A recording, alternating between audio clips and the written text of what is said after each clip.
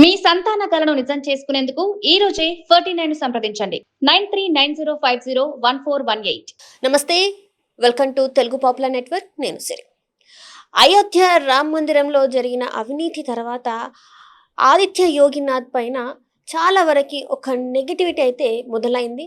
అసలు ఎందుకు దీనికి అయోధ్య టెంపుల్లో జరిగిన దానికి అంటే యోగి ఆదిత్యనాథ్ గారికి ఇంకా టెంపుల్లో జరిగిన దానికి సంబంధం ఏంటి? ఇప్పుడున్న పరిస్థితులలో అంటే యోగినాథ్ గారిని పదవి నుంచి వెళ్ళి దించే అవకాశాలు కూడా ఉన్నట్టు మరి వినిపిస్తుంది. ఇది ఎంతవరకు వాస్తవం అనేది మనకి వివరించడానికి మనతో పాటు ఉన్నారు ప్రముఖ geopolitical expert Pawan Shri Harsha garu. నమస్కారం. నమస్తే అండి. రామ్ మందిర్ ఇష్యూ ఎప్పుడైతే అక్కడ అవినీతి జరిగింది, డబ్బులు ఇలా అయిపోయాయి అన్న తర్వాత అక్కడ ఉన్న దాన్ని వాళ్ళ గురించి మాట్లాడకుండా డైరెక్ట్ పాయింట్ తీసుకెళ్ళి ఆదిత్య యోగినాథ్ దగ్గర పెట్టారు. ఇప్పుడు వస్తున్న వార్త ఏంటంటే ఇప్పుడు పదవి నుంచి వెళ్ళి దించేస్తున్నారు. ఎందుకంటే ఇట్లాంటివి జరిగినప్పుడు ఎవరైతే అధికారులు ఉంటారో వాళ్ళని పదవి నుంచి వెళ్ళి దించేయడం చాలా కామన్గా మనం చూస్తూ వచ్చాం. సో ఇది ఇప్పుడు అంటే ఆదిత్య యోగినాథ్ గారు కూడా వర్తిస్తుంది అని చెప్పేసి అంటున్నారు కొంతమంది. మరి ఇందులో వాస్తవం ఉన్నారు? 100% లేదు. ఏవైతే మీరు రెండు ప్రశ్నలు రెండు నరేటివ్స్ నడుస్తున్నాయి అన్నారు. అయోధ్య రామ్ మందిర్ యోగి ఆదిత్యనాథ్ గారికి చెడ్డ పేరు వచ్చిందన్నది, దానివల్ల ఆయన తీసేస్తారు. రెండు కాదు, ఇన్ఫాక్ట్ ఆన్ ద కాంట్రరీ. ఇప్పుడు రామ్ మందిర్ లో ఏదైతే దొంగతనం జరిగిందని అందరూ ఒప్పుకున్నారు, వాస్తవమే. కానీ మీరు చూసుకున్నట్టయితే దీన్ని ఎవరైతే మాట్లాడుతున్నారో ఓ రకంగా విపక్షాల్లోంచి వాళ్ళకి ఏదైతే మైలేజ్ రావాలనుకున్నారో వాళ్ళకి అది రాలేదు. అందుకే ఓ రకంగా వాళ్ళందరూ అంత అగ్రెసివ్ వెళ్ళట్లేదు. ఎందుకంటే గతంలోనే నేను చెప్పినట్టుగా వాళ్ళందరి చరిత్ర అందరికీ తెలుసు. ఇదే రాముడు గురించి, ఇదే రామ్ మందిర్ గురించి ఏమేమి మాట్లాడారో అందరికీ తెలుసు. అఖిలేష్ యాదవ్ నుంచి, కాంగ్రెస్ పార్టీ నుంచి కేజ్రీవాల్ వరకు వీళ్ళందరూ ఏం మాట్లాడారో తెలుసు. స్టాండ్ ఎప్పుడు ఒక్కటే పెట్టుకున్నది బీజేపీను యోగి ఆదిత్యనాథ్ గారు. సో ఏమైంది, ఇది వచ్చిన వెంటనే యోగి ఆదిత్యనాథ్ గారు ఒక సిట్ ఇన్వెస్టిగేషన్ వేస్తానన్నారు. దాని మీద ఇప్పుడు బోర్డు వాళ్ళు కలిశారు. చంపత్ రాయ్ గారి రెసిగ్నేషన్ యాక్సెప్ట్ చేశారు.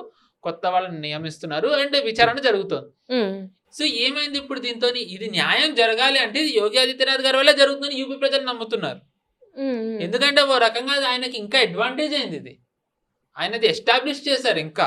ఎందుకంటే ఇప్పుడు ఎవరైతే అడుగుతున్నారో యోగి ఆదిత్యనాథ్ గారు తిరిగి ప్రశ్న వేస్తున్నారు, కాశీ మథురా గురించి మరి మీరు మాట్లాడతారా? వాళ్ళు మాట్లాడలేరు. అంటే వాళ్ళు ఇది రాజకీయంగా వాడుకుంటున్నారు అనేది జనాల్లోకి స్పష్టంగా వెళ్ళింది. సో వాళ్ళు ఏ రామ్ మందిర్ని అయితే వాడుకుని యోగి ఆదిత్యనాథ్ గారిని దింపాలి అంటే ఒక నెగిటివ్ పర్సెప్షన్ క్రియేట్ చేయాలనుకున్నారో అది అవ్వకపోగా అది ఆయనకి కౌంటర్గా పనిచేస్తుంది, మంచి ఆయనకి హెల్ప్ అవుతూ. సో అందుకని ఏం చేశారు, ఇప్పుడు దీన్ని ఇంకొక రకంగా తీసుకొచ్చారు. ఏమని, ఇటీవల యోగి ఆదిత్యనాథ్ గారు union home minister Amit Shah గారిని కలిశారు ఢిల్లీలో. ఆయనను కలిసిన తర్వాత అమిత్ షా గారు ప్రధాని నివాసంలో మోదీ గారిని, బీజేపీ నేషనల్ జనరల్ సెక్రటరీ ఆర్గనైజేషన్కి బిఎల్ సంతోష్ గారిని, ఆ పార్టీ జాతీయ అధ్యక్షులు నితిన్ నబీన్ గారిని కలిశారు. దాంతో ఏమొచ్చింది, ఇప్పుడు యోగి ఆదిత్యనాథ్ గారిని తప్పిస్తున్నారని వచ్చింది. ఇప్పుడు బీజేపీకి మోదీ గారు, అమిత్ షా గారి తర్వాత అంత స్టేచర్ ఉన్న లీడర్ ఎవరంటే యోగి ఆదిత్యనాథ్ గారు. అలాంటి ఆయన్ని తప్పిస్తారని చెప్పి రాజకీయ పరిజ్ఞానం ఉన్న వాళ్ళు ఎవ్వరూ అనుకోరు. ఇది ఏంటంటే బీజేపీ ఓటర్లలో ఒక సందేహం క్రియేట్ చేయడానికి, మోదీ గారికి యోగి గారికి పడదు, అమిత్ షా గారికి యోగి గారికి పడదు అనే నరేటివ్ ఎన్నికల ముందు తేవడానికి విపక్షాలు పన్నుతున్న కుట్రది. కానీ చాలా రోజుల నుంచి నేనైతే మనము డిస్కస్ చేసినప్పటి నుంచి కూడా చూస్తుంది ఏంటంటే ఇదే వినిపిస్తుంది. ఆదిత్య యోగినాథ్కి ఇంకా మోదీ గారికి అసలు పడకపోవడం వల్లనే ఈ ఇష్యూ మీద అసలు స్పందించట్లేదు, వీళ్ళెవరు కూడా స్పందించట్లేదు. ఇంకా ఇంకా ఆయనకి లాస్ట్ ఈ ఇష్యూతోనే ఇంకా అంతా అయిపోతుంది, ఇంకా దీంతోనే ఇది బయట కూడా పడింది, ఇన్ని రోజులు సైలెంట్గా ఉంది, ఈ ఇష్యూతో బయటపడింది అనేది కూడా మనం చాలాసార్లు మనం మాట్లాడుకున్నాం. నిప్పులేందే పొగరాదని అంటారు, మరి ఇది వాస్తవం కాదంటారా? మరి యోగి ఆదిత్యనాథ్ గారిని తప్పించినట్టయితే కేంద్రానికి తీసుకెళ్తారు తప్ప ఆయనని ఖాళీగా కూర్చోపెట్టారు. ఆయన కేంద్రంలో ఇంకా పెద్ద పదవి ఇస్తారు. ఒకవేళ ముఖ్యమంత్రిగా తప్పించినట్టయితే 25 కోట్ల మంది ఉన్న ఒక రాష్ట్రాన్ని రోజు బీజేపీ వాళ్ళలో యోగి ఆదిత్యనాథ్ గారు కాకుండా ఎవరు బీజేపీని గెలిపించగలరు? అంటే పెద్ద పదవి అంటే ఏమో మరి పెద్ద పదవి అంటే ఇప్పుడు యూనియన్ మినిస్టర్ కాకుండా అంటే ప్రధానమంత్రి పోస్ట్ కి చాలాసార్లు వినిపించింది. మోదీ గారు అప్పుడే అంటే ఒకవేళ ఆయన దిగితే మరి చెప్పలేం. బట్ ఒకవేళ ఆయనే గనక ప్రధానమంత్రిగా ఉంటే సిసిఎస్ లో ఒక పోస్ట్ ఆయనకు వచ్చినా మనం ఆశ్చర్యపోకలే. ఆయన అది అవుతారని అనట్లే. సిసిఎస్ అంటే క్యాబినెట్ కమిటీ ఆన్ సెక్యూరిటీలో మనకి ప్రధానమంత్రి కాకుండా home minister, defence minister, finance minister, foreign affairs minister ఉంటారు. సో వీటిలలో ఎవరైనా ఆయన మనం ఆశ్చర్యపోక్కర్లేదు. ఎందుకంటే ఆల్రెడీ వినిపిస్తున్నాయి కాబట్టి కొంతమందికి ఉద్వాసన కూడా ఇచ్చే అవకాశం ఉంది అని వినిపిస్తున్న అవకాశంలో ఇప్పుడు ఆదిత్య గారిని అక్కడ తీసుకెళ్ళి ఒకవేళ ముఖ్యమంత్రిగా తప్పిస్తే అంటున్నా, నేను ఆయన తప్పిస్తారని అన్నట్లే. నాకు తెలిసి వాళ్ళు తప్పిస్తారని కూడా నేను అనుకోను. ఎందుకంటే యూపీకి ఇప్పుడు యోగి ఆదిత్యనాథ్ గారు కావాలి. ఎలా అయితే గుజరాత్కి మోదీ గారు అవసరం అయ్యారు అన్నేళ్ళు, అలాగే యూపీకి యోగి ఆదిత్యనాథ్ గారు కావాలి. ఎందుకు అంటే ఒకవేళ మోదీ గారు దిగినట్టయితే మీరు అన్నట్టుగా అందరికీ వినిపించే పేరు ఎవరిది? యోగి ఆదిత్యనాథ్ గారిదే. యోగి ఆదిత్యనాథ్ గారు ఒకవేళ ఆ స్థాయికి వెళ్ళాలంటే నేను పాజిటివ్ దాంట్లో వెళ్ళాలి. మోదీ గారు ఎలా వెళ్ళారు? బీజేపీ పాజిటివ్ పొజిషన్లో లేదు ఆయన ప్రకటించే టైంకి. 4లో గెలిచిన దానికంటే తక్కువ సీట్లు గెలిచారు 9లో. కానీ గుజరాత్లో అప్రతిగతంగా 3 సార్లు మోదీ గారు గెలవడం వల్ల ఆయనను ప్రొజెక్ట్ చేయగలిగారు. ఆయన గుజరాత్ మోడల్ డెవలప్ చేశారు. అంటే బీజేపీ ఎలాంటి పొజిషన్ ఉన్నా మోదీ గారి గ్రాఫ్ టాప్లో ఉంది. ఇప్పుడు మీరు అన్నట్టుగా యోగి గారిని తప్పించినట్టయితే ఇప్పుడు రామ్ మందిర్ యోగి గారి గ్రాఫ్ ఇప్పుడు ఆ పైనే ఉంది, నో డౌట్. కానీ నెరేటివ్ పరంగా రామ్ మందిర్ దాంతో ఆయన గ్రాఫ్ డౌన్ అయింది కాబట్టి తప్పించారు అని అన్నట్టయితే నెక్స్ట్ ఆయన ఎలివేట్ చేయాలి అనుకుంటే గనక ఎలా ఎలివేట్ చేస్తారు? ఒక రకంగా నెగిటివ్ వచ్చినందుకు తీసి దానికంటే పై పదవి ఇవ్వగలరా? ఇవ్వలేరు కదా. ఫస్ట్ థింగ్ ఆయనకు అసలు నెగిటివ్ది రాలేదు. ద వెరీ ఫ్యాక్ట్ ఇక్కడ హిందువులు కానివ్వండి, బీజేపీ సమర్థకులు ఏదైతే వర్డ్స్ వాడుతున్నారో మనకి టర్మినాలజీ చాలా ఇంపార్టెంట్. ఈ రామ్ మందిర్ దానివల్ల యోగి గారికి చెడ్డ పేరు వచ్చిందని ఏదైతే విపక్షం నడపాలనుకుంటున్నాయో దాన్ని సగం మనమే నడుపుతున్నాం బై మిస్టేక్. నేను అందుకే అంటున్నా, యోగి గారికి చెడ్డ పేరు రాలేదు రామ్ మందిర్ దానివల్ల. రామ్ మందిర్ దాంట్లో గొటాలా జరిగిందా? జరిగింది. అక్కడ దానివల్ల భక్తులు బాధపడ్డారు. కానీ దానివల్ల బీజేపీ మీద చెడ్డ పేరు వచ్చిందా? రాలేదు. యోగి ఆదిత్యనాథ్ గారి మీద నమ్మకం పోయిందా? అస్సలు పోలేదు. దీనికి న్యాయం ఎవరైనా చేయగలరు అనుకుంటే అది యోగి ఆదిత్యనాథ్ గారనే యూపీ ప్రజలు నమ్ముతున్నారు. ఎందుకు అంటే నేను గతంలో చెప్పినట్టుగా ఆయన కేవలం ముఖ్యమంత్రి మాత్రమే కాదు, గోరఖ్నాథ్ మఠ్కి ఆయన పీఠాధిపతి. గోరఖ్నాథ్ మఠ్ అక్కడ చాలా ప్రతిష్టమైనది, దానికి విశిష్టత చాలా ఉంది. అండ్ అది పాఠశాలలు నడుపుతుంది, ఆసుపత్రులు నడుపుతుంది. అంటే అడ్మినిస్ట్రేషన్ ఎలా చేయాలో యోగి ఆదిత్యనాథ్ గారు ముఖ్యమంత్రి అవ్వక ముందే ఆయనకు తెలుసు. సో ఇప్పుడు ఒకవేళ కమిటీ గనక కొత్తది నియమించినట్టయితే ఈ గోరఖ్నాథ్ మఠ్ని నడిపిన అనుభవం ద్వారా ఎవరైతే ఎలాంటి వాళ్ళు ఉంటే మనకి మంచి జరుగుతుంది అనేది యోగి ఆదిత్యనాథ్ గారు బేరీస్ వేసి అలాంటి వాళ్ళని కూర్చోపెడతారు. అంటే ఇంకా మళ్ళీ ఇలాంటి ఆరోపణలు రావడం ఇలాంటిది జరిగే అవకాశాలు ఇంకా ఎప్పటికీ ఉండవు. సో ఏంటనేది once and for all end చేయడానికి యోగి ఆదిత్యనాథ్ గారికి వచ్చిన అవకాశం ఇది. సో ఆయన దీన్ని అలా మలుచుకుంటున్నారు. సో ద వెరీ పాయింట్ ఏంటంటే ఆయన తప్పించడం లేదు, ఆయనకి దీనివల్ల చెడ్డ పేరు రాలేదు. ఇప్పుడు నెక్స్ట్ ప్రాబ్లం ఏంటంటే ఇప్పుడు 27 ఎన్నికలు ఉన్నాయి యూపీలో. యోగి గారిని ఢీ కొట్టగలిగేది ఉత్త అఖిలేష్ యాదవ్ ఒక్కడే, ఎందుకంటే ఆయన విపక్షంలో ఉన్న నేత కాబట్టి. కానీ అఖిలేష్ యాదవ్ ఒక సమర్థత ఉందా? లేనే లేదు. అఖిలేష్ యాదవ్ని ఉత్తరప్రదేశ్ రాహుల్ గాంధీ అని అంటారు. అంటే బీజేపీకి రాహుల్ గాంధీ ఎలాగో యోగి ఆదిత్యనాథ్ గారికి యూపీలో అఖిలేష్ యాదవ్ ఎలాగా. అంటే ఇప్పుడు 2027 ఎలక్షన్స్ లో మళ్ళీ మరొకసారి అక్కడ బీజేపీ వచ్చే అవకాశం ఉందని మీరు 100% దీని ఎఫెక్ట్ ఏం పడలే అంటారు? పడలేదు. 100% ఉత్తరప్రదేశ్లో 2027లో జరిగే ఎన్నికల్లో బీజేపీ సంపూర్ణమైన ఆధిక్యంతో గెలుస్తుంది. యోగి ఆదిత్యనాథ్ గారు 3వ ముఖ్యమంత్రిగా ప్రమాణ స్వీకారం చేస్తారు. ఇది రాసి పెట్టుకోండి. 1 year కాబట్టి ఏమో ఎవరం ఎక్కడ ఉంటామో తెలియదు, కానీ ఖచ్చితంగా నేను ఇక్కడ చెప్తున్నా 100% దీంట్లో ఎటువంటి మార్పు లేదు. ఎందుకంటే రాముడితో రాజకీయాలు వీళ్ళు చేయాలనుకుంటే వీళ్ళు భక్తితోనే ఉన్నారు.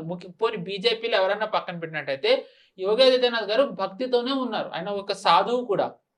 ఆయన రాముడిని రాజకీయాలకు వాడుకోరు, ఆయన వీళ్ళు రాజకీయం చేయాలనుకుంటున్నారు.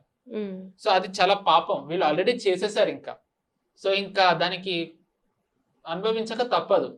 అండ్ నెక్స్ట్ మీరు అడిగారు మోదీ గారు ఎందుకు మాట్లాడలే. మోదీ గారు ఎలా మాట్లాడతారు? ఇప్పుడు సిట్టు విచారణ అవుతుంది. విచారణ అవుతున్న మధ్యలో ఆయన ఇప్పుడు మోదీ గారు నిజానికి చెప్పాలంటే గోద్రా ట్రైన్ తగలబడ్డ తర్వాత గొడవలదే ఆయన ఎక్కువ మాట్లాడలేదు. ఆయన ఒక్కసారి 2 సార్లు మాట్లాడారు కానీ ఇప్పటివరకు ఆయన దాని గురించి మాట్లాడడం విన్నామా? ఎందుకంటే లెట్ లా టేక్ ఇట్స్ ఓన్ కోర్స్ అనేది ఆయన నమ్ముతారు. చట్టం చేయాలి, దాని తర్వాత కోర్టు వెళ్ళాలి. వీళ్ళు ఎలాగో ఏది తీర్పు వచ్చినా సరే వీళ్ళు కోర్టుకు వెళ్తారు. కోర్టు నుంచి వచ్చిన తర్వాత మేబీ మాట్లాడాలనుకున్నారేమో. అండ్ నెక్స్ట్ ఏది వచ్చినా సరే వీళ్ళని నమ్మరు. ఇప్పుడు గోద్రా గొడవలు సాబర్మతి ట్రైన్ తగలబడ్డ తర్వాత గోద్రా ఏదైతే గొడవలు జరిగాయో దాంట్లో మోదీ గారి క్లీన్ చిట్ వచ్చింది. విపక్షాలు ఎవరన్నా నమ్ముతారా దాన్ని? ఇప్పటికీ దోషి కింద ఆయనే నమ్ముతారు. మోహన్ దాస్ కరమ్చంద్ గాంధీని చంపిన దాంట్లో సంఘ్ పాత్ర లేదు, RSSది. కానీ వీళ్ళు ఇప్పటికే సంఘ్ పేరుందని అంటారు కదా. అలాగే ఇప్పుడు వచ్చిన దాంట్లో యోగి ఆదిత్యనాథ్ గారు న్యాయం చేసిన, యోగి ఆదిత్యనాథ్ గారు ఒక సిస్టమ్ మెకానిజం పెట్టినా వీళ్ళు నమ్మరు దాన్ని. సో ఇంకా నమ్మనప్పుడు ఇంకా ఎవరు మాట్లాడితే ఏంటి? దీని గురించి మాట్లాడాల్సినది ముఖ్యమంత్రి, అది రాష్ట్రానికి కాబట్టి ఆయన మాట్లాడుతున్నారు. విహెచ్పి రియాక్ట్ అయింది, సంఘ్ రియాక్ట్ అయింది. ఒకవేళ నిజంగానే దీని వల్ల చెడ్డ పేరు వస్తుంది అనుకుంటే ఈ పాటికి మోదీ గారు, అమిత్ షా గారు దీనికి ఏదో ఒకటి కనుక్కుని ఉండేవారు కదా. అండ్ ఎవరైతే యోగి గారిని దించుతారో అని అంటున్నారో వాళ్ళు తెలుసుకోవాల్సింది ఏంటంటే ఈ రోజు మోదీ గారి తర్వాత అంత పెద్ద బ్రాండ్ యోగి గారే. ఇన్ఫాక్ట్ చెప్పాలి అంటే మోదీ గారు ఇన్ని ఇయర్స్ సర్వైవల్ లో ఆయనకి పిల్లర్ కింద వెనక అమిత్ షా ఆయన ఉన్నారు ఒక రకంగా మోదీ గారు. కానీ యోగి ఆదిత్యనాథ్ గారు ఆయన ఒక్కరే కరెక్ట్ సెంటర్ లో వాళ్ళు ఉన్నారు, కానీ స్టేట్ లో ఆయనకు అలాంటి వాళ్ళు లేరు. మోదీ గారు స్టేట్ లో సెంటర్ లో బీజేపీ లేదు, కాంగ్రెస్ ఉంది. ఆయన ఎన్ని కష్టాలు ఎదుర్కొన్నారో మనం చూసాం. ఆయన వల్ల ఆయనని ముఖ్యమంత్రిగా చేసుకున్నందుకు గుజరాతీలని కాంగ్రెస్ ఎంత బాధ పెట్టిందో కూడా ఆయన స్వయంగా చెప్పారు. కానీ ఇన్ని జరిగినా ఆయన 3 సార్లు గెలవగలిగారు అంటే ఆయనకి వెన్నుముక్క కింద వెనక అమిత్ షా గారు ఉన్నారు. ఈ రోజు కేంద్రంలో వీళ్ళు ఉన్నారు కరెక్టే, కానీ రాష్ట్రంలో ఆయనకి అమిత్ షా లాంటి ఆయన లేరు. ఆయన ఒక్కరే నెట్టుకుంటూ వస్తున్నారు. కానీ దాంట్లో కూడా యోగి ఆదిత్యనాథ్ అనే బ్రాండ్ ఈ రోజు ఇక్కడ ఉంది. అది కేవలం యూపీకి పరిమితం అవ్వలే, హర్యానాలో గెలిపించింది. బటేంగేతో కటేంగే అది ఇప్పటికీ ఎందుకు వింటారు? అది ప్రతి బీజేపీ ఎలక్షన్ లో ఇప్పుడు అది వాడుతున్నారు. హర్యానా ఎన్నికలప్పుడు మోదీ గారి కంటే ఎక్కువ యోగి గారు ప్రచారం చేశారు. గెలుపుని యోగి గారికి ఇచ్చారు క్రెడిట్, మోదీ గారికి ఇవ్వలేదు. ఇప్పుడు వెస్ట్ బెంగాల్లో యోగి గారు ప్రచారం చేశారు, బటెంగేతో కటెంగే వెళ్ళింది. మహారాష్ట్రలో ఆయన చేశారు, అది బటెంగేతో కటెంగే వెళ్ళింది. ఢిల్లీలో చేయకపోయినా సరే దాన్ని జనాలే వాడుకుంటూ వెళ్ళారు. సో యోగి గారి ఆరా ఏదైతే ఉందో, ఆయన పాపులారిటీ ఏదైతే ఉందో, ఆయనది ఇప్పుడు జనాల్లోకి వెళ్ళే రీచ్ ఏదైతే ఉందో అది మోదీ గారి తరువాతే. ఇంకా ఆల్మోస్ట్ మోదీ గారి సక్సెసర్ ఎవరు అంటే యోగి ఆదిత్యనాథ్ అనే దానికి జనాలు వచ్చారు. సో అలాంటి టైంలో ఆయనను తప్పిస్తారు అని ఏదైతే నడుస్తుందో రాజకీయ అవగాహన లేని వాళ్ళు చేస్తుంది. వీళ్ళ ఓటర్లని ఒక రకమైన కన్ఫ్యూజన్ కి, ఆందోళనకి గురి చేసి దాని ద్వారా ఎన్నికల్లో బీజేపీని దెబ్బతీయడానికి చేస్తున్న కుట్రలో భాగమే తప్ప ఇందులో ఎటువంటి నిజము లేదు. ఇది ఇప్పుడు వచ్చే పార్లమెంట్ సెషన్లో ఇప్పుడు చెప్పాలంటే బీజేపీ హిస్టారికల్ పార్లమెంట్ సెషన్ అవుతుందని అంటున్నారు. ఎందుకంటే దీంట్లో ఉమెన్ రిజర్వేషన్ బిల్లు రావచ్చని, డీలిమిటేషన్ బిల్ రావచ్చని, 1 నేషన్ 1 ఎలక్షన్ రావచ్చని అంటున్నారు. ఇవి ఎలా అయినా పాస్ చేయించాలని బీజేపీ చూస్తుంది. కానీ పాస్ చేయించే ఏమంటారు ఆ సిచ్యువేషన్స్ ఉన్నాయంటారా? ఇప్పుడు ఇన్ని జరుగుతున్నాయి. ఇప్పుడు ఇది నేను అంటాను బీజేపీకి ఇది కష్టకాలం అంటాను. ఈ బిల్లులన్నీ పాస్ అవ్వడం చాలా కష్టం అని నేను అంటాను. మీరేమంటారు దీన్ని? పాస్ చేయించగలమని నమ్మినట్టయితే వాళ్ళే బిల్లు తెస్తారు. వాళ్ళకి ఇప్పుడు ఆ నమ్మకం ఉంది. ఇప్పుడు చాలా మంది ఏమంటున్నారంటేనండి బీజేపీకి మొత్తం 240 ఉంది, కూటమితో కలిపి 290 ఉంది. సరే టీఎంసీ వీళ్ళందరూ చూసినా 320 330కి వెళ్తుంది, కానీ 2/3 మెజారిటీ 360 370 అంత రావట్లే కదా అంటారు. నేనంటాను సరే బీజేపీతో కలవని వాళ్ళు ఎవరైతే ఉన్నారో వాళ్ళందరూ ఓటు వేస్తారా? ఆ రోజు వేస్తారంటారా? ఒకవేళ బీజేపీతో సమాజ్వాదీ పార్టీ వాళ్ళు ఎంతమంది వేస్తారో చూద్దాం. ఎందుకంటే ఇప్పుడు మీరు ఇప్పుడు కష్టకాలం అని అన్నారు, ఇది పాస్ అవ్వలే. ఇది గతంలో వీళ్ళు తెచ్చారు బెంగాల్ ఎలక్షన్ ముందర, అప్పుడు పాస్ అవ్వలేదు. ఎందుకు పాస్ అవ్వలేదు? అక్కడ రాజకీయ కారణాలు ఉన్నాయి. ఎందుకంటే ఎన్నికల ముందు గనక వీళ్ళు దీన్ని పాస్ చేయించినట్టయితే బీజేపీకి మంచి పేరు వస్తుందన్న దాంతో వీళ్ళు పాస్ అవ్వనివ్వలేదు. ఇప్పుడు ఏం ఎన్నికలు ఉన్నాయి? అండ్ ఇప్పుడు మెయిన్లీ ఉమెన్ రిజర్వేషన్ తెస్తున్నారు. ఇప్పుడు మొన్న అయిన ఎన్నికల్లో తమిళనాడు, కేరళ ఉన్నాయి. వాళ్ళు ఏమన్నారు, సౌత్ కి నష్టం జరుగుతుంది కాబట్టి మేము ఒప్పుకోమని. ఇప్పుడు అయ్యేవన్నీ నార్త్. డీలిమిటేషన్ ఒకవేళ తెచ్చినట్టయితే నార్త్ లో సీట్లు పెరగాలి. ఆ సీట్లు పెరుగుదల సమాజ్వాదీ పార్టీ ఆపి ఉమెన్ కి రావాల్సిన సీట్ల సంఖ్య పెరిగింది సమాజ్వాదీ పార్టీ ఆపితే సమాజ్వాదీ పార్టీ వచ్చే ఏడాది ఎన్నికలకు వెళ్ళాలి. ఏమని సమాధానం చెప్తుంది? వచ్చే ఏడాది గుజరాత్ లో ఎన్నికలు ఉన్నాయి, హిమాచల్ లో ఎన్నికలు ఉన్నాయి, ఉత్తరాఖండ్ లో ఎన్నికలు ఉన్నాయి. ఇక్కడంతా సీట్లు పెరగాలి, దాని ద్వారా ఉమెన్ కి సంఖ్య పెరుగుతుంది. ఇవన్నీ కాంగ్రెస్ ను సమాజ్వాదీ పార్టీ ఆపితే ఆప్ ఉన్న ఎంపీలు వాళ్ళు ఎన్నికల్లో ఏమని చెప్పి జనాలకు సమాధానం చెప్తారు? బీజేపీ వాళ్ళని ఎలా లాక్ చేసిందని మీకు అర్థమైందా? సో 99% ఈసారి ఈ సెషన్ లోనే బిల్స్ వచ్చే అవకాశం ఉంది.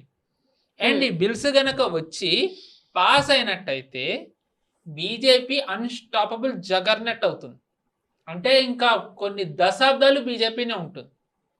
అండ్ ఇప్పుడు బీజేపీ ఏదైతే ఇప్పుడు గెలిచిందనంతా కూడా ప్రజాస్వామ్యబద్ధంగానే గెలుస్తూ వస్తుంది. ఇప్పుడు మెయిన్ ప్రాబ్లం ఏమవుతుందంటే విపక్షాలు, ముఖ్యంగా కాంగ్రెస్ ఎందుకు దీన్ని అడ్డుకోవాలనుకుంటుంది అంటే దీన్ని వ్యతిరేకిస్తుంది వోకల్గా కాంగ్రెస్ ఉంది. వాళ్ళ ప్రాబ్లం ఏంటి అంటే ఇప్పుడు 2024లో 543 సీట్స్ ఉన్నప్పుడు మనకి పార్లమెంట్లో కాంగ్రెస్ కి సగం మందికి అభ్యర్థులు లేరు. కాంగ్రెస్ కి విపక్షంలో ఉన్న వాళ్ళకి. కానీ మీకు గట్టి పోటీ ఇచ్చిందని అంటారు కదా, కాంగ్రెస్ గట్టి పోటీ ఇవ్వలేదు, బీజేపీ బద్ధకం చూపించింది, అది కాంగ్రెస్ కి వెళ్ళిపోయింది. 2024లో కాంగ్రెస్ కి 99 సీట్స్ రావడంలో కాంగ్రెస్ ఘనత లేదు, బీజేపీ నిర్లక్ష్యం ఉంది. మనం అది అర్థం చేసుకోవాలి. ఇప్పుడు ఎన్నికలు అన్న తర్వాత ఎవరైనా నెరేటివ్స్ నడుపుతారు, కానీ ఆ నెరేటివ్ని తిప్పి కొట్టగలగాలి.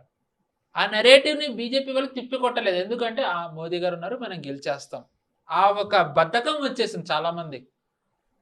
మోదీ గారు గెలిపిస్తారు కరెక్టే, కానీ అది ఒక్కటే ప్రతి చోట పని చేయదు కదా, పని చేయాలి కదా కార్యకర్తలు కూడా. ఆ కార్యకర్తలు పని చేయలేదు, ఎందుకంటే మోదీ గారు గెలిపిస్తారన్న ఒక అతి విశ్వాసం వచ్చేసింది. అందుకే 2 ఫేజులు అయిన తర్వాత మోదీ గారు ఇంటర్వ్యూలు ఇచ్చే సంఖ్య పెంచుకుంటూ వెళ్ళారు. ఆయనే జనాలతో ఇంటరాక్ట్ అవ్వడం మొదలైంది. ఎందుకంటే గ్రౌండ్ రిపోర్ట్ ఆయనకు అర్థమైంది. ఆయన గనక చేయకుండా ఉంటే 240 నుంచి ఇంకా తగ్గిపోయేవి సీట్లు. అంటే నిజంగా మోదీ వేవ్ ఎంత ఉందో చూడండి ఇప్పటికీ. సో దాని తర్వాత నుంచి బీజేపీ ఏం నేర్చుకుంది, ఎప్పటికప్పుడు నెరేటివ్ని కౌంటర్ చేసేయాలి. సో బీజేపీ అందుకే ప్రతిసారి నెరేటివ్ కౌంటర్ చేయగలిగింది. అందుకే వాళ్ళకి ఎన్నికల్లో ఎక్కడా కూడా వాళ్ళకి ప్రాబ్లం అవ్వట్లేదు. సో 543 సీట్స్ కి కాంగ్రెస్ కి అభ్యర్థులు లేరు. 850 సీట్స్కి వెళ్తే కాంగ్రెస్ కి అభ్యర్థులు ఎక్కడి నుంచి వస్తారు? నెంబర్ 1. నెంబర్ 2, 543 సీట్స్ ఉన్నప్పుడు కూడా కాంగ్రెస్ కి డిఎంకే లాంటి కూటమిలో వాళ్ళు ఉన్నారు, సమాజ్వాదీ పార్టీ ఉంది, ఇలా ఉన్నారు. అప్పుడు వీళ్ళు సమాజ్వాదీ పార్టీ లేదు, కానీ డిఎంకే అధికారంలో ఉంది, టీఎంసీ అధికారంలో ఉంది. కానీ ఇప్పుడు 850 సీట్లకు వెళ్ళే టైంకి ఒకవేళ 2029లో 850 సీట్స్ వస్తే డిఎంకే అధికారంలో ఉందా? టీఎంసీ అధికారంలో ఉందా? 2024లో బీజేపీ ఎన్ని రాష్ట్రాల్లో ఉంది? ఇప్పుడు 2026కి వచ్చేసరికి బీజేపీ ఎన్ని రాష్ట్రాల్లో ఉంది? 2029కి వెళ్ళేసరికి బీజేపీ ఎన్ని రాష్ట్రాల్లో ఉండే అవకాశం ఉంది? సో ఇప్పుడు మీరు 2029 మనం మాట్లాడుకోవద్దు. ఇప్పుడు ఉన్నది మీరు అన్నీ చెప్పారు, టీఎంసీ అధికారంలో ఉందా, డిఎంకే అధికారంలో ఉందా అన్నారు. వీటన్నిటికన్నా ముందు ఇప్పుడు ఏంటంటే సిజేపీ ఏదైతే చేస్తుందో, ప్రొటెస్ట్ ఏదైతే చేస్తుందో అది మీకు ఇంకా కొంత బ్యాడ్ తీసుకొచ్చే, అంటే నెగిటివిటీ తీసుకొచ్చే అవకాశాలు బాగా కనిపిస్తున్నాయి అని చెప్పేసి చాలా మంది విశ్లేషకులు మాట్లాడుతున్నారు. నేను మాట్లాడేది కాదు. దాని మీద మొత్తం నెగిటివ్ అయిపోతుంది బీజేపీ. ఇప్పుడు ఏది ఉన్నా కూడా మాన్సూన్ అంటే ఇప్పుడు సెషన్స్లో, పార్లమెంట్ సెషన్స్లో దీని గురించి కూడా చర్చించే అవకాశాలు ఉన్నాయంటారా? మరి సిజేపీ గురించి మీరు ఎవరైతే విశ్లేషకులు అని అంటున్నారో తెలుగులో, ప్రొఫెసర్ గా కొంతమంది ఎవరైతే ఒక ఫేక్ టైటిల్ పెట్టుకుని తిరుగుతారో అలాంటి వాళ్ళు తప్ప నిజంగా దాని ప్రభావం ఉందని నిజంగా విశ్లేషకులు ఎవరైతే ఉన్నారో, అంటే న్యూస్ చూస్తూ ఇంగిత జ్ఞానం ఉన్నవాళ్ళు, రాజకీయ పరిజ్ఞానం ఉన్నవాళ్ళు ఎవరు కూడా సిజేపీ ప్రభావం ఉందని అనుకోరు. కానీ 19 రోజుల నుంచి సోనం వాంచుక్ గారు నిరాహార దీక్ష చేస్తున్నారు. ఏంటంటే నీట్ పేపర్ లీక్ ఏదైతే అయిందో విద్యార్థులకి మద్దతు ఇస్తూ, ఎవరైతే ధర్మేంద్ర ప్రధాన్ ఉన్నారో, విద్యార్థులు నీట్ దానికి వచ్చారు, సిజేపీ సభకు వచ్చారు. ఇప్పుడు ఇంత జరుగుతుంది, బతిమాలుతున్నాడు అభిజిత్ దీప్కే, రండి రండి రండి అని చెప్పి రోజు వీడియోలు పెడుతున్నాడు. ఎందుకు? వాళ్ళు ఏమనుకున్నారు, సోనం వాంగ్చుక్ గనక నిరాహార దీక్ష కూర్చున్నట్టయితే జనాలు వచ్చేస్తారు, తండోపతండాలుగా మనం గెలిచినట్టు అవుతుందని. జనాలు రావట్లేదు. సోనం వాంగ్ ఇది అభిజిత్ దీప్కినే డైరెక్ట్ అన్నాడు. ఫుడ్ లంచ్ టైంకి వస్తున్నారు, తర్వాత డిన్నర్ టైంకి వస్తున్నారు, మధ్యలో ఎవరు ఉండట్లేదు. ఉన్న వాళ్ళు ఏమో సోమర్ సాల్ట్లు కొడుతున్నారు, కొంతమంది ఏమో డాన్సులు చేస్తున్నారు. ఇదే ధర్నా అంటే, ఇదా దీక్ష చేయడం అంటే? సీరియస్నెస్ లేదు, దిశానిర్దేశాలు లేవు. దిశానిర్దేశాలు ఉన్నాయి వాళ్ళకి, ఫారెన్ నుంచి వచ్చాయి, కానీ జనాల సహకారం లేనప్పుడు, జనాల నుంచి జనాలు దీన్ని ఒప్పుకోనప్పుడు ఎన్ని చేసినా ఏం లాభం? ఇప్పుడు సమస్య ఏంటంటే వీళ్ళకి ఇది ఆపాలి. ఇది ఆపాలి అంటే ఏం చేయాలి? సోనం వాంగ్చుక్ నిరాహార దీక్ష ఆపాలి. నిరాహార దీక్ష ఎప్పుడు ఆపుతాడు? తను అనుకున్న సాధిస్తే. తను అనుకున్నది ఏంటి? ధర్మేంద్ర ప్రధాన్ రాజీనామా. మోదీ గారు ధర్మేంద్ర ప్రధాన్ తప్పించరు. 100%. ఒత్తిడితోనే ఒక మంత్రిని తప్పిస్తే రేపు ఇంకొకళ్ళు వచ్చి ఇంకొకటి అంటారు, వాళ్ళని తప్పిస్తారు. రేపు ఇంకొకళ్ళు వచ్చి ఇంకొకళ్ళు అంటారు, వాళ్ళని తప్పిస్తారు. ఇంకొకళ్ళు వచ్చి ఇంకొకళ్ళని వస్తారు, వాళ్ళని తప్పిస్తారు. కానీ ఈ పేపర్ లీక్లు అనే దాంతో విద్యార్థుల భవిష్యత్తు అగమ్య 100% జరిగింది, నేను కాదనట్లేదు. కానీ దాని తర్వాత దానికంటే సమర్థవంతంగా నీటిది జరిగిందని మనం ఒప్పుకోవద్దు. కానీ చాలా మంది విద్యార్థులు ఆత్మహత్యలు చేసుకున్నారా? లేదు, ఆత్మహత్యలు చేసుకున్నారు. ఇప్పుడు నేను అదే అన్నా, విద్యా వ్యవస్థ ఇప్పుడు అది లీకేజ్ చేసిన దాంట్లో కాంగ్రెస్ వాళ్ళు ఉన్నారు. అది ఎంతమంది మాట్లాడుతున్నారు? రాజస్థాన్ కాంగ్రెస్ వాళ్ళు ఉన్నారు. ఎంతమంది మాట్లాడారు? అది ఎంతమంది మాట్లాడారండి? నీట్ పేపర్ దాంట్లో కూడా రాజస్థాన్ నుంచో మహారాష్ట్ర నుంచో కాంగ్రెస్ వాళ్ళ పేర్లు వచ్చాయి. ఏ పేపర్ లీక్ గురించి కాంగ్రెస్ ఎంత బాధపడుతుందో, రాజస్థాన్ లో అధికారం కోల్పోవడానికి పేపర్ లీకేజ్ ఒక్కటే కారణం. ఏ బీజేపీని అయితే వీళ్ళు బాధ్యతారాహిత్యంగా ప్రవర్తిస్తుంది అంటున్నారో, రాజ్నాథ్ సింగ్ గారు బీజేపీ తరఫున ముఖ్యమంత్రి, ఆయన ఉత్తరప్రదేశ్లో ముఖ్యమంత్రిగా ఉంటే పేపర్ లీక్ అయితే చాలా కఠినమైన శిక్షలు పెట్టారు. ఆ పేపర్ లీక్ కఠినమైన శిక్షలు పెట్టినందువల్ల ఆయన ఓడిపోయారు. తర్వాత సమాజ్వాదీ పార్టీ వస్తే వాళ్ళు వాటన్నిటిని మొత్తం రద్దు చేసేసారు. మొత్తం ఏవైతే పనిష్మెంట్లు పెట్టారో ఆ పనిష్మెంట్లు అన్నింటినీ సమాజ్వాదీ పార్టీ తీసేసింది. మరి దీనికి బాధ్యత ఎవరు తీసుకుంటా అంటారు? పేపర్ లీక్ దానికి ప్రభుత్వం తీసుకుంది కదా, దాన్ని ఫుల్ ప్రూఫ్ చేస్తున్నారు కదా. ఇప్పుడు నేను అంటుంది ఏంటంటే, ఇప్పుడు మన నీటి మళ్ళీ జరిపారు, ఏం గొడవలు అయ్యాయి? ఎక్కడైనా ఎవరైనా సమస్యలు ఉన్నాయని అన్నారా? కాంగ్రెస్ వాళ్ళ రాష్ట్రంలో సమస్యలు సృష్టించింది. నీటికి వ్యతిరేకంగా ధర్నాలు చేస్తూ, క్యాండిడేట్స్ ఎగ్జామ్ హాల్కి వెళ్లకుండా చేస్తూ. తర్వాత ఫస్ట్ టైం జరిగినప్పుడు అందరూ నిజానికి తప్పు పెట్టారు, అది 100% ఒప్పుకుంటా. కానీ రెండోసారి అయినప్పుడు జనాల నుంచి, పేరెంట్స్ నుంచే అప్రిసియేషన్ వచ్చింది. ఇది మనం కాదంటామా? పేరెంట్సే చాలా మంది అన్నారు ఇది ఇంకా వాళ్ళు ప్రిపేర్ అవ్వడానికి హెల్ప్ అయిందని. ఎవరైతే ఫెయిల్ అయ్యారో వాళ్ళు మళ్ళీ రాయడానికి ఇది ఒక హెల్ప్ అయిందని అన్నారు. ప్రిపరేషన్కి ఇంకా ఎక్కువ టైం వచ్చిందని అన్నారు. సో అంటే ప్రభుత్వం తప్పు జరిగితే దాన్ని సరిదిద్దడం కదా ఒక మంత్రి బాధ్యత. తప్పుకున్నట్టయితే బాధ్యత రాహిత్యం అంటే దాని అకౌంటబిలిటీ ఏది? అకౌంటబిలిటీ లేదు కదండి. ఇప్పుడు ధర్మేంద్ర ప్రధాన్ని ఇప్పుడు మళ్ళీ పరీక్ష నిర్వహించడం ద్వారా అకౌంటబిలిటీ చేశారు అన్ని. నువ్వు పరీక్ష నిర్వహించాల్సిన బాధ్యత నీదని. అండ్ ఒకటి పేపర్ లీక్ అనేది ధర్మేంద్ర ప్రధాన్ డబ్బు ఇచ్చి చేయించలేదు, బ్యూరోక్రాట్స్ చేశారు.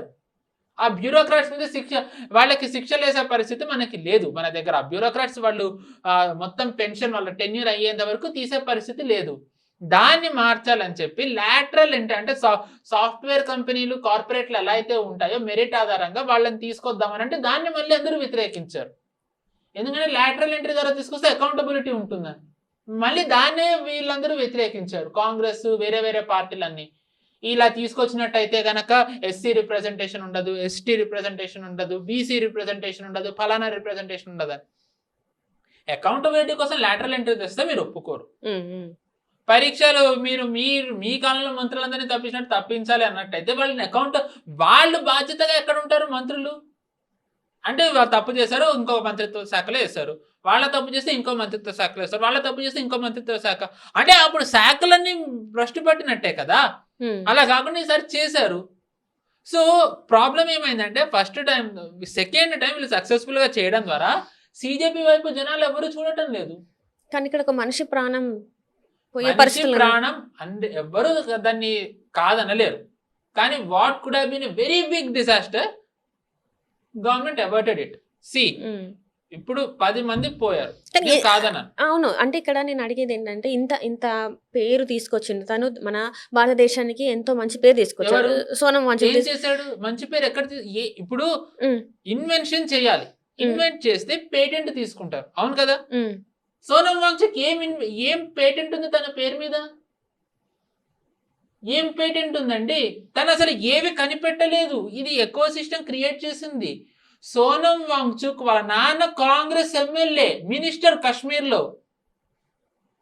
తను ఏమి ఆ 3 Idiots సినిమాది ఏదైతే క్రియేట్ చేశారో ఆరా, అది పర్సెప్షన్, అది నెరేటివ్ ఎలివేషన్ కి వాడారు. సోనం వాంగ్చుక్ ఏమీ కూడా అలాగా పేదవాడు ఒక చదువుకుని ఇన్వెంట్ చేసింది ఏమీ లేదు. సోనం వాంగ్చుక్ వాళ్ళ నాన్న ఒక కాంగ్రెస్ తరఫున పోటీ చేసి ఎమ్మెల్యేగా గెలిచి మినిస్టర్ అయ్యాడు. అండ్ సోనం వాంగ్చుక్ ఐఐటీలోనో దేంట్లోనో ఇంజనీర్. తన పేరు మీద ఒక్క పేటెంట్ లేదు. తను ఏవైతే ఇన్స్టిట్యూషన్స్ నడుపుతాడో ఆ ఇన్స్టిట్యూషన్స్ కి ఇల్లీగల్ ఫారెన్ ఫండింగ్ వస్తుంది. దాన్ని ప్రభుత్వం FCRA లైసెన్స్ రద్దు చేస్తుంది. ఇదే సోనం వాంగ్చుక్. పాకిస్తాన్ వెళ్తాడు, పాకిస్తాన్ వాళ్ళతో కలుస్తాడు, ISI వాళ్ళతోని. బంగ్లాదేశ్ వెళ్ళి యూనిస్ వాళ్ళని కలుస్తాడు. దీనికి ఏం దేశభక్తి ఉంది? మనం అదే అన్నాను కదా, ఒకళ్ళు వచ్చి దేశం గురించి పాజిటివ్ గా మాట్లాడేసరికి అందరూ వాళ్ళని నమ్ముతారు. కానీ వాళ్ళు వెనక ఏం చేస్తారనేది ఎవరికీ తెలియదు, ఎవరు అది పట్టించుకోరు. సోనం వాంగ్చుక్ దీని ఆధారంగానే ఇప్పటివరకు తను నడుస్తూ వచ్చాడు. కానీ CJP ప్రొటెస్ట్ మొదలైన తర్వాత అప్పటికే లాస్ట్ ఇయర్ లదాఖ్ లో తనను అరెస్ట్ చేసేయడానికి తను అన్ని బట్టబయలు చేసేస్తుంది ప్రభుత్వం. ఇతను ఇంజనీర్ ఇతను ఒక సైంటిస్ట్ కాదు, ఇతను ఇంజనీర్. అది కూడా వీళ్ళ నాన్న ఎమ్మెల్యే అయ్యి కాంగ్రెస్ హయాంలో మినిస్టర్గా ఉండడం వల్ల దాని ఆధారంగా తనకి సీట్లు వచ్చాయి. తను ఇన్వెంట్ చేసింది ఏమీ లేదు. తనకి ఫారెన్ ఫండింగ్ వచ్చింది, FCRA లైసెన్సులు రద్దు అయ్యాయని. దాని లదాఖ్లోనే తనకి ఎటువంటి యాక్సెప్టెన్స్ లేదు. అందుకని తను వచ్చి ఇక్కడ కూర్చున్నాడు. ఇక్కడ జనాలు తండోపతండాలుగా వస్తారనుకుంటే జనాలు రావట్లేదు. మీరు అన్నట్టుగా నీటిదే తప్పైంది అనుకుంటే నీటి పేరెంట్స్ రావాలి కదా. ఎందుకు లేదు ఈరోజు పేరెంట్స్? సరే ఇక్కడ నుంచి టికెట్ వేసుకుని వెళ్ళి పేరెంట్స్ అక్కడ కూర్చోలేరు. ఢిల్లీలో అయితే పేరెంట్స్ ఉన్నారుగా. ఢిల్లీలో పేరెంట్స్ ఎందుకు వెళ్ళట్లేదు? పోనీ పేరెంట్స్ పక్కన పెట్టండి, ఉద్యోగాలకు వెళ్తారు. స్టూడెంట్స్ అనే రావాలి కదా, ఎందుకు రావట్లేదు? ఎవ్వరు రావట్లేదు అని చెప్పి అభిజిత్ దీప్కనే చెప్తున్నాడు. ఎందుకంటే వీళ్ళది ఎంత ఇది న్యాయం చేయాలనో బాధ్యత అంటే ఒక అకౌంటబిలిటీ తేవాలన్నా కాదు, purely political vendetta, regime change కోసం చేస్తున్నది ఇది. మనకి CPM CPI వాళ్ళు ఇక్కడికి వెళ్ళారు. బృందాకారత్ బేబీ అనే అతను జనరల్ సెక్రటరీ కమ్యూనిస్ట్ పార్టీకి, అభిజిత్ దీప్కేని సోనం వాంగ్చుక్ని కలవడానికి. వీళ్ళు అక్కడికి వెళ్ళే ముందర చైనీస్ ఎంబసీకి వెళ్ళి అక్కడ అంబాసిడర్ని కలిశారు. దాని తర్వాత ఇక్కడికి వచ్చారు. చైనా మోదీ గారు గవర్నమెంట్ ఉండకూడదు అనుకుంటుంది అనేది అక్షర సత్యం. వాళ్ళు దానికోసం నెగిటివ్ ప్రొపగాండా చాలా రన్ చేస్తున్నారు. కిందటి వారమే అరుణాచల్ ప్రదేశ్లోకి చైనా చొచ్చుకొచ్చేసిందని ఒక ఫేక్ న్యూస్ వచ్చిన తర్వాత ఆర్మీ వాళ్ళు, ఫారెన్ అఫైర్స్ వాళ్ళు, అరుణాచల్ ప్రదేశ్ గవర్నమెంట్ అంతా ఖండించింది.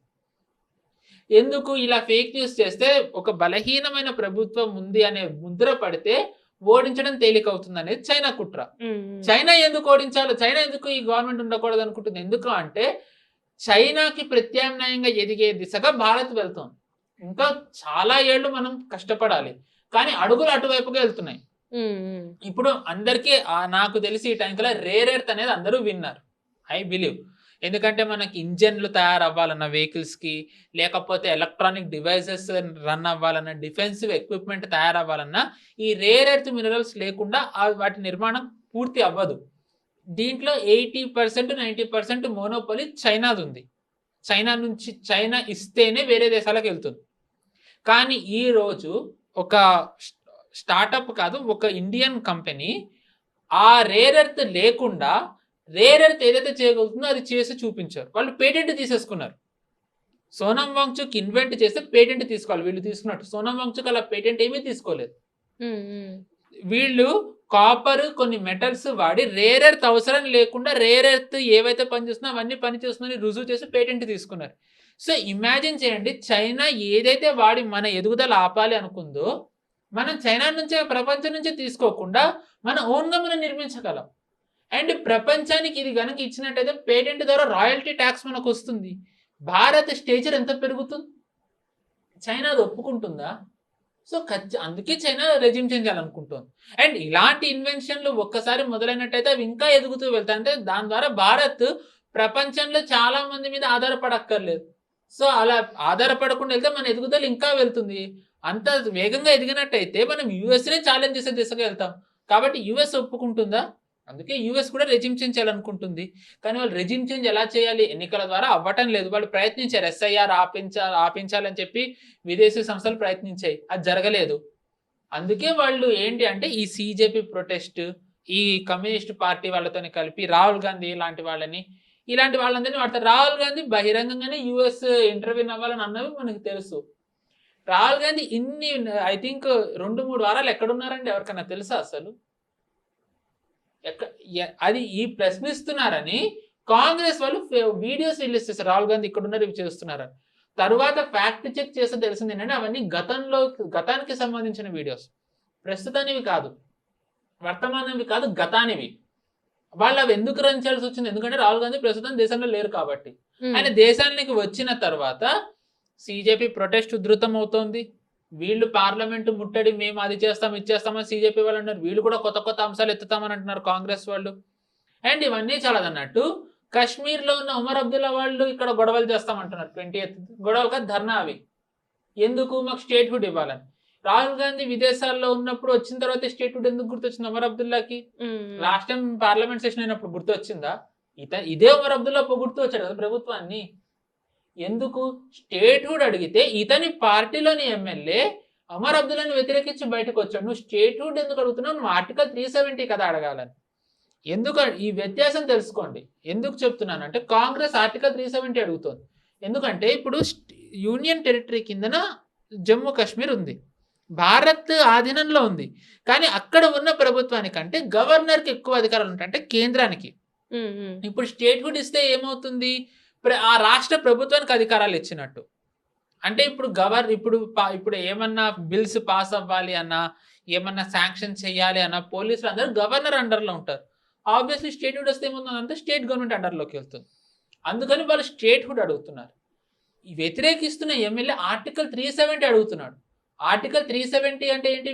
కశ్మీర్ సపరేట్ టెరిటరీ, వాళ్ళకంటూ ఓన్ ఫ్లాగ్ ఉంటుంది, వాళ్ళకంటూ ఓన్ కాన్స్టిట్యూషన్ ఉంటుంది, వాళ్ళకంటూ ఓన్ అడ్మినిస్ట్రేషన్ ఉంటుంది. అది కావాలని నేను అడుగుతున్నాడు. నువ్వు స్టేట్ హుడ్ అడిగావంటే నువ్వు తగ్గినట్టు స్టేట్ హుడ్గా 370 కావాలని అంటున్నాడు. నేను ఇది ఎందుకు ఇంత స్పష్టంగా చెప్తున్నానంటే కాంగ్రెస్ స్టేట్ హుడ్ గురించి మాట్లాడట్లేదు. మేము గనక వచ్చినట్టయితే మేము స్టేట్ హుడ్ ప్లస్ ఇస్తామంటాం. స్టేట్ హుడ్ ప్లస్ ఏముంటుంది దేనికైనా? ఆర్టికల్ 370 మళ్ళీ పెట్టడమే కదా. అంటే కాంగ్రెస్, మోదీ గారు భారతదేశంలోకి ఒక ప్రాంతాన్ని తీసుకొస్తే దాన్ని వేరు చేయాలని మళ్ళీ చూస్తుంది కాంగ్రెస్. అంటే మోదీ గారిని వ్యతిరేకించే క్రమంలో, బీజేపీని ఓడించలేని ఫ్రస్ట్రేషన్లో భారతదేశాన్ని ముక్కలు చేయాలని కాంగ్రెస్ చూస్తుంది. అంటే వాళ్ళ మైండ్ సెట్ ఎక్కడికి వెళ్ళిందో చూడండి. సో ఇన్ని ప్రాబ్లమ్స్ ఉన్నాయి ఇప్పుడు మనకి. సో ఇన్ని ప్రాబ్లమ్స్ మధ్యలో కూడా బీజేపీకి వచ్చిన కష్టం ఏమీ లేదు. ఇప్పుడు ఈ పాయింట్స్ ఏవి కూడా నెగిటివ్ అవ్వవా బీజేపీకి ఎక్కడ కూడా? ఇప్పుడు నెక్స్ట్ ఉత్తరప్రదేశ్ ఎన్నికలు ఉన్నాయండి. కాంగ్రెస్ చేసింది మోదీ గారు చెప్తారు. ఆ పార్టీతో పొత్తు పెట్టుకున్నది అఖిలేష్ యాదవ్. ఆ ప్రభావం అఖిలేష్ యాదవ్ మీద పడుతుందిగా. గుజరాత్కి వెళ్తారు. మోదీ గారికి అమిత్ షా గారికి కంచుకోట అది. అక్కడికి వెళ్ళి కాంగ్రెస్ ఏం చేసిందో చెప్తారు. దేశాన్ని నేను పటేల్ లాగా నేను ఒక విడిగా ఉన్నదాన్ని మన దేశంలోకి తీసుకొస్తే మళ్ళీ విడి చేయాలని చూస్తుందని కాంగ్రెస్ అని అంటారు. జనాలు కాంగ్రెస్ కోటేస్తారు. అప్పుడు ఉత్తరాఖండ్కి వెళ్తారు. ఉత్తరాఖండ్ లో మోదీ వేవ్ అనేది పీక్. అక్కడ ముఖ్యమంత్రి అభ్యర్థి ఎవరని కాదు, మోదీ గారు ఉంటే వేసేయాలి అంతే. అక్కడికి వెళ్ళి మోదీ గారు ఇదే చెప్తారు, కాంగ్రెస్ కి ఓట్లు పడతాయా?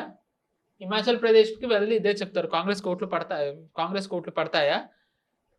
సో ఇవి తెలిసినా సరే మరి కాంగ్రెస్ ఎందుకు చేస్తుంది అంటే అపీస్మెంట్. మీరు చూసుకున్నట్టయితే ఇటీవల కాంగ్రెస్ అస్సాంలో 10-11 సీట్లో గెలిచింది, కేరళలో అధికారంలోకి వచ్చింది, వెస్ట్ బెంగాల్లో 2 సీట్లు గెలిచింది. ఎక్కడెక్కడ ఏవేవి గెలిచింది? బెంగాల్లో గెలిచిన 2 సీట్లు కూడా ముస్లిం మెజారిటీ, ముస్లింలు ఓటేశారు. అస్సాంలో 11 మంది గెలిస్తే 10 మంది ముస్లింసే.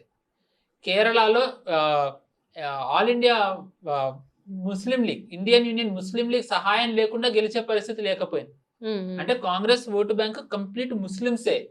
మోదీ గారు అన్నారు ఒకసారి, కాంగ్రెస్ మరి ముస్లిం లీగ్ గా మారుతోందని. ఇప్పుడు ఇవన్నీ మనకు ఉదాహరణ కనిపించట్లేదా? అంటే వీళ్ళ ఓటు బ్యాంక్ కాంగ్రెస్ కి తెలుసు, దాన్ని అపీస్ చేయడం కోసం అని స్టేట్ హుడ్ వరకు వెళ్ళిపోయారు. స్టేట్ హుడ్ కాదు, స్టేట్ హుడ్ ప్లస్ ఇస్తామని.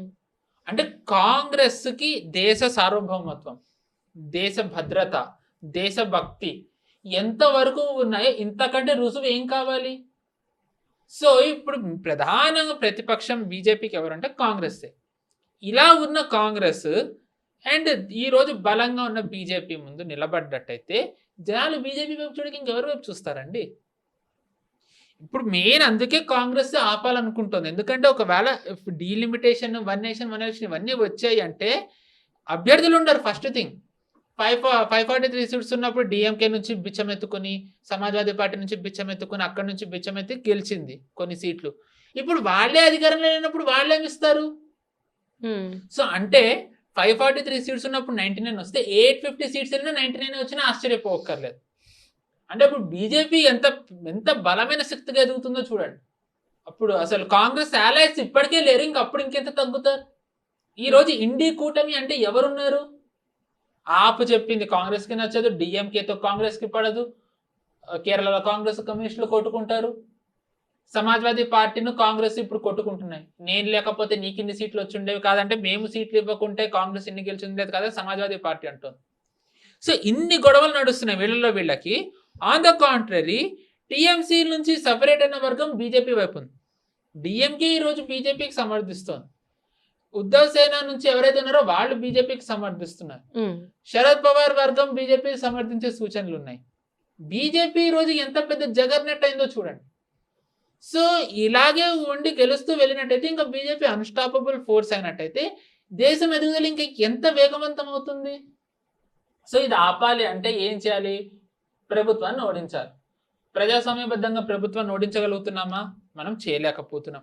కాబట్టి ఏం చేయాలి? నేపాల్, బంగ్లాదేశ్ లాగా జెన్సీ ప్రొటెస్ట్ క్రియేట్ చేయాలి.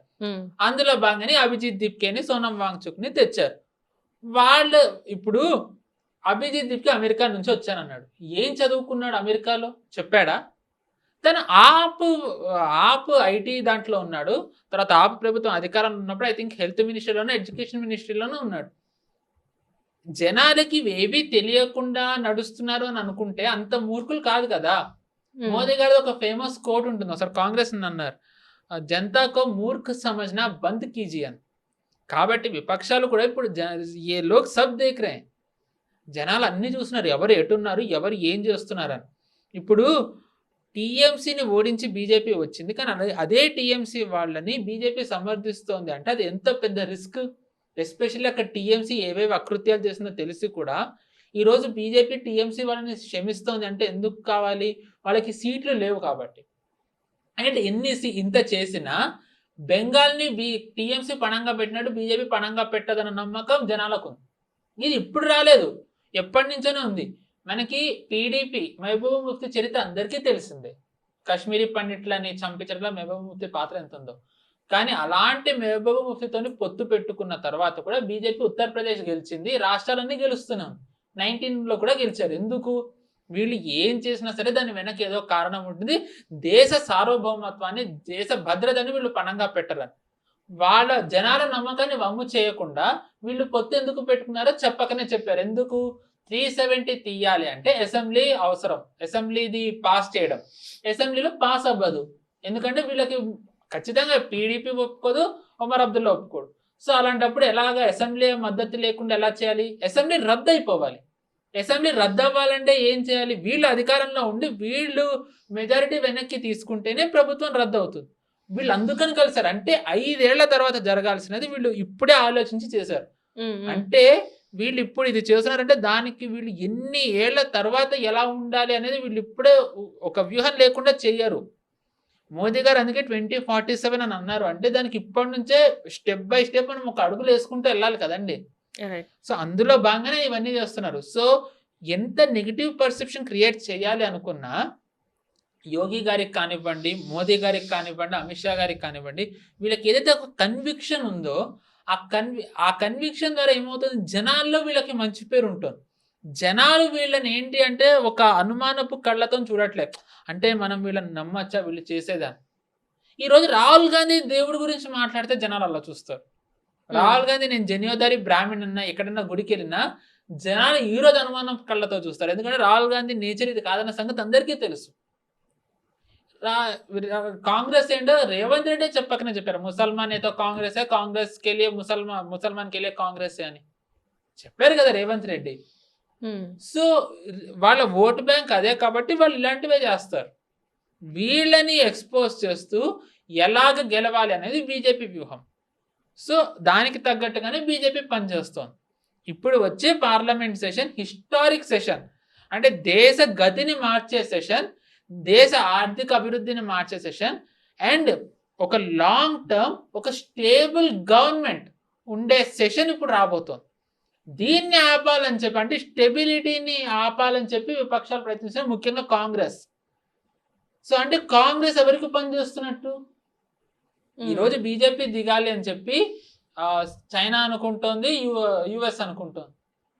దానికి కాంగ్రెస్ సహకరించినట్టు అవ్వటం లేదా? ఒక స్టేబుల్ గవర్నమెంట్ కిందకి దింపాలని చూస్తే, అంటే కాంగ్రెస్ ఎలిజియన్స్ ఎటువైపు ఉంది, కాంగ్రెస్ అవసరాలు ఎవరి కోసం పనిచేస్తున్నాయి, కాంగ్రెస్ ఎవరితో ఉంటుందో దీనికంటే ఏం స్పష్టంగా తెలియాలి మనకి. సో ఇదంతా కూడా వీళ్ళు ఎన్ని చేసినా వీళ్ళ కన్విక్షన్ ముందర ఏవి నిలబడవు అనేది వీళ్ళకి అర్థం కావట్లేదు. వీళ్ళకి అర్థమయ్యేసరికి వీళ్ళకి ఎంతైతే నష్టం జరగాలో అంతా జరుగుతుంది. సో ఐ థింక్ వీళ్ళవైతే సక్సెస్ అవ్వవు. బీజేపీ ఏవైతే చేయాలనుకుంటుందో అది జనాల మద్దతుతోనే చేస్తుంది. సిజేపీ ప్రొటెస్ట్ 100% ఫెయిల్ అవుతుంది. మళ్ళీ చెప్తున్నాను, ఉత్తరప్రదేశ్లో పూర్తి ఆధిక్యంతో బీజేపీ వస్తుంది. యోగి ఆదిత్యనాథ్ గారు మళ్ళీ ముఖ్యమంత్రి అవుతారు. ఒకవేళ ఆయన ముఖ్యమంత్రిగా తప్పించాల్సి వస్తే కేంద్రంలో చాలా ప్రముఖమైన బాధ్యత ఇస్తారు తప్ప ఆయనను ఖాళీగా కూర్చోబెట్టారు. నామమాత్రపు పదవి అంతకంటే ఇవ్వరు.